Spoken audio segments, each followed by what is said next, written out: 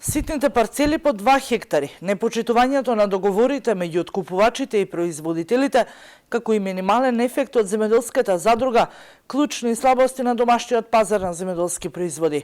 Ова беа дел од денешните заклучоци на средбата на експерти од повеќе универзитети и институции во земјава за недостатоци на земјоделскиот сектор. Според нив, земјоделските производи од Македонија се соочуваат со силна конкуренција од останатите земји со слаб извозен потенцијал. Неопходно е државата да спроведува реформи ако сакаме да бидеме во тек со развиените пазари. Во одредени околни држави се повеќе се развива одредено земјоделско производство кое што е слично на нашето производство и се повеќе ќе бидат на удар нашите производи од сериозна конкурентност.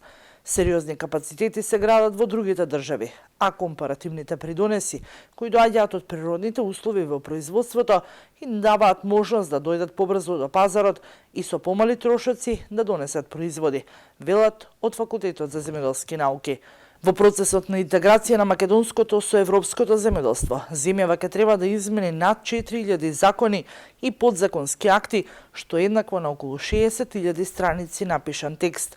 Искуството на другите земји покажуваат дека во преговорите со поглавијата поврзани со земјоделството, први се отвараат, а последни се затвараат.